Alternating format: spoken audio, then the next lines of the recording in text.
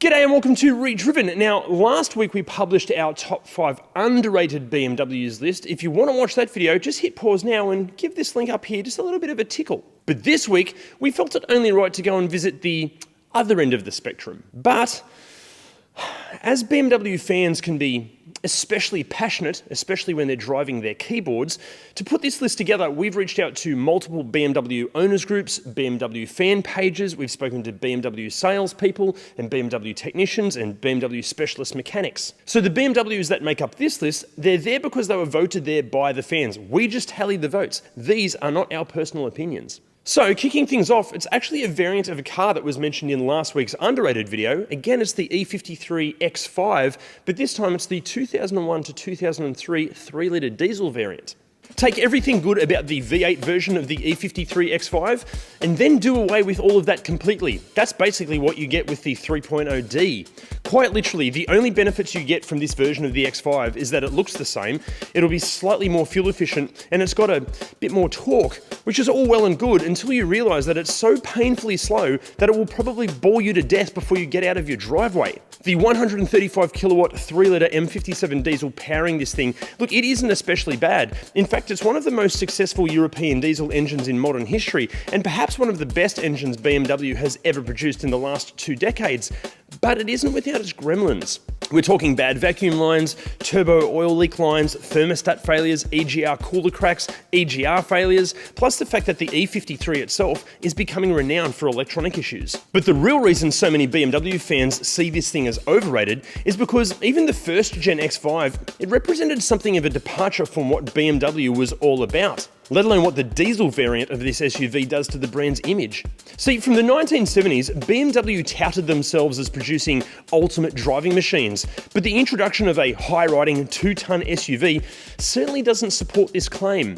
In powerful V8 form, fans could be pleasantly surprised at just how well this new SUV performed, but with an efficient yet uninspiring diesel engine under the bonnet, the 3.0D X5 is just too much of a departure from what they feel a BMW really should be. Look, it's not horribly bad, it's not good enough. Anyway, next up, it's the F36 and G26 4 Series Grand Coupe. Now, this is very much a subjective opinion, but the issue that the fans seem to have here is, what's even the point of these things? If you want 4 doors, just buy a 3 Series sedan. If you want the practicality of a liftback, just get the incredibly cool 3 Series Touring. If you want coupe styling, buy the 2-door 4 Series. Because as history has taught us, trying to be all things to everybody is rarely, if ever, successful. And the bulky proportions seen in the 4 Series Grand Coupe certainly support this. And look, it's not that these cars are bad from an engineering or performance aspect. In fact, in F36 440i or G26M 440i X-Drive trim,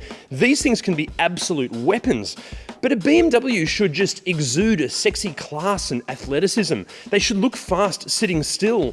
But with the Grand Coupe's ungainly, almost generic-looking 3/4 aesthetics, according to the fans that we surveyed, these are just too ugly to be worthy BMWs. And while the performance variants at least get the blood racing and attempt to distract your eye from the odd proportions thanks to the lowered ride heights, larger wheels and sporty body kits, things get even worse for the Grand Coupe when focusing on the entry-level variants. As the 5-door liftback weighs nearly 100 kilograms more than the 3 Series sedan, performance from the less powerful engines struggles to convince those inside that this is any sort of ultimate driving machine, and the smaller wheels, normal ride height and conservative styling almost draw more attention to the rear end's odd styling. Simply put, the fans just feel that this is another example of BMW focusing on making sales and profits rather than making exquisite-looking ultimate driving machines. Okay, next up, it's the F21 series, but in very specific trim levels. Many claim that to be a genuine driver's car, that car must be rear-wheel drive, as front-wheel drive is just inherently evil and only ever good for grocery getters at best. Apparently, a rear-wheel drive car will categorically always outshine a front-wheel drive. Well, go and put a serious front driver like, say, a Ford Fiesta ST or any Integra or Civic Type R, or something wearing a Renault RS or Hyundai N badge, up against an F20, 114 or 116i, or even worse, a 114 or 116D, and if you still think a rear-wheel drive platform will always outshine front-wheel drive, you're deluded. In sheer driving terms, according to the fans, these things are just not worthy of the BMW badge. Plus, it's another car that BMW hit with the ugly stick. In fact, many feel that the F21 series is arguably the car that foreshadowed BMW's rapid decline in the ability to design decent-looking cars.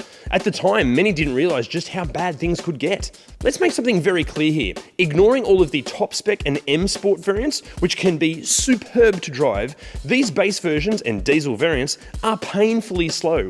0 to 100 kilometers an hour in a 114D takes 12.5 seconds, and even a Kia Carnival will dominate a 116i in a drag race. So much for being an ultimate driving machine, yeah? And I'm afraid it only gets worse. Not only are these things slow, ugly, and boring, the N13 engine fitted to the petrol-powered pre-LCI models is renowned for timing chain wear, excessive oil consumption, coolant system issues, and a host of electrical gremlins. However, the N47 fitted to the diesel models is widely regarded as the least reliable and worst engine BMW have ever made. We're talking timing chain failures, the EGR sensors malfunction, the DPF fails to work properly, resulting in soot and carbon buildup on your turbo, DPF and EGR sensors, and even on the engine's glow plugs, the power steering pumps fail. Basically, according to the experts, this engine and the cars powered by them are to be avoided at all costs. Okay, next on the list, and this is going to create some controversy because these things, they do have a fan base, just not enough of a fan base because more people despise them than like them. It's the X4. But which X4? Well, all of them. Now look, we know looks are subjective, but according to the BMW fans that we spoke to, the X3 is what the 4 Series Grand Coupe looked like before it was squashed in a hydraulic press. However, with the X4, you also get to experience the full shitness of the Sportback SUV design philosophy. Actually, look, before we go on, we're going to change things up here. We normally do second place, then first place. But because first place on this list is basically just a bigger version of second place, the most overrated BMWs, according to the fans, I think we all saw this one coming, it's the BMW X4 and X6. Now, look, we'll come back to the confronting styling in a moment, but with these two, even just as vehicles, they both deliver all of the dynamic compromises that come with an SUV and all of the packaging shortcomings of a fastback or coupe. As a good journo mate of mine put it, they're like the perfect storm of ineptitude.